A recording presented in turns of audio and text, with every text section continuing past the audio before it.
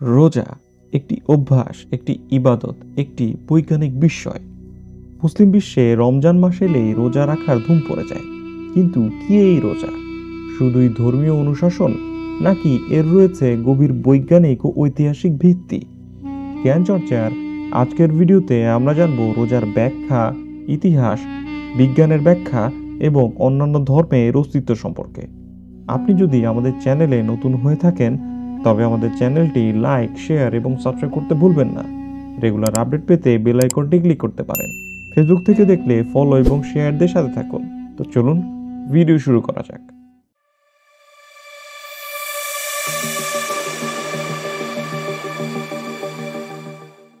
ইসলামে রোজার গুরুত্ব অপরিসীম। কুরআনের সূরা আল বাকারাতে বলা হয়েছে, হে ঈমানদারগণ, তোমাদের উপর রোজা ফরজ করা হয়েছে, যেমন তোমাদের পূর্ববর্তীদের উপর ফরজ করা হয়েছিল, যাতে তোমরা তাকওয়া অর্জন করতে পারো। তাহলে শুধু মুসলিমদের উপরেই কি রোজা ফরজ ছিল? না, ইসলামের আগেও বহু ধর্মে রোজার প্রচলন ছিল। প্রাচীন মিশরীয়রা বিশ্বাস করত যে রোজা রাখলে শরীর পরিশুদ্ধ হয় এবং আত্মা পবিত্র হয়। হিন্দু ধর্মেও উপবাসের একটি বড় ভূমিকা রয়েছে, যাকে বলে উপবাস বা ব্রত। বৌদ্ধ ধর্মে নির্দিষ্ট সময়ের জন্য উপবাস সাধনার অংশ। খ্রিস্টান ধর্মে লেন্ট পালন করা হয়, যেখানে খাবার গ্রহণ সীমিত করা হয়। এমনকি গ্রিক দার্শনিক সক্রেটিস, প্লেটো এবং পিথাগোরাসও রোজার সুফলের কথা বলেছেন। প্লেটো বিশ্বাস করতেন, রোজা করলে শরীর ও মনের বিশুদ্ধতা বৃদ্ধি পায়। রোজা শুধু ধর্মীয় গুরুত্বই নেই, বিজ্ঞানেও এর উপকারিতা প্রমাণ করেছে। 2016 সালে জাপানের বিজ্ঞানী ইয়োশিনোরি নোবেল পুরস্কার পান অটোগ্রাফি নামে এক বিস্ময়কর আবিষ্কারের জন্য। এটি শরীরের কোষগুলো নিজের বর্জ্য পরিশোধন প্রক্রিয়া, যা রোজার মাধ্যমে ত্বরান্বিত করে। এছাড়াও ইন্টারমিটেন্ট ফাস্টিং নিয়ে বর্তমানে বিজ্ঞানীরা গবেষণা করছেন, যা রোজারই একটি রূপ।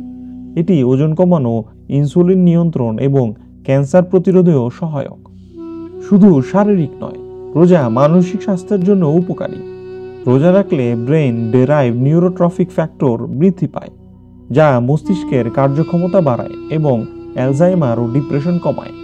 এছাড়া রোজা মানসিক ধৈর্য ও আত্মনিয়ন্ত্রণ শেখায়, যা আমাদের ব্যক্তিগত এবং সামাজিক জীবনে ইতিবাচক প্রভাব ফেলে।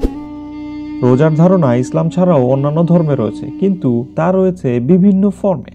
যেমন হিন্দু ধর্মে একাদশী, নবরাত্রি, মহাশিবরাত্রিতে উপবাস পালন করা হয়। বৌদ্ধ ধর্মে নির্দিষ্ট দিনে বৌদ্ধ ভিক্ষুরা খাদ্য গ্রহণ থেকে বিরত থাকেন। খ্রিস্ট ধর্মে লেন্ট নামক উপবাস পালন করা হয়। ইহুদি ধর্মে ইয়াম কিপ্পুর নামে উপবাসের প্রচলন রয়েছে। অর্থাৎ রোজা শুধু মুসলিমদের জন্য নয়, বরং প্রায় সব ধর্মে আত্মসংযম ও শুদ্ধতার প্রতীক। বাংলাদেশে রোজার সংস্কৃতি খুবই সমৃদ্ধ। আমাদের দেশে ইফতারে ঐতিহ্যগত খাবার যেমন ছোলা, পেঁয়াজু, বেগুনি, জিলাপি বিখ্যাত। একটি মজার বিষয় হলো, বাংলাদেশে কিছু ঐতিহাসিক স্থানে আয়নাঘর নামে পরিচিত কক্ষ ছিল, যেখানে প্রাচীনকালে ধনীরা রোজার সময় শরীর বিশুদ্ধ করার জন্য নির্জনে ধ্যান করতেন। রোজা শুধু ধর্মীয় নয়, বরং এটি একটি বৈজ্ঞানিক ও ঐতিহাসিক প্রক্রিয়া। এটি শরীরের রোগ প্রতিরোধ ক্ষমতা বাড়ায়, মানসিক শান্তি আনে এবং তাকওয়া অর্জনের মাধ্যমে আমাদের নৈতিক উন্নতি ঘটায়। তাহলে আপনি কি মনে করেন, শুধু ধর্মীয় অনুশাসনই, নাকি এর পেছনে আরো গভীর রহস্য লুকিয়ে আছে? কমেন্টে জানাতে ভুলবেন না।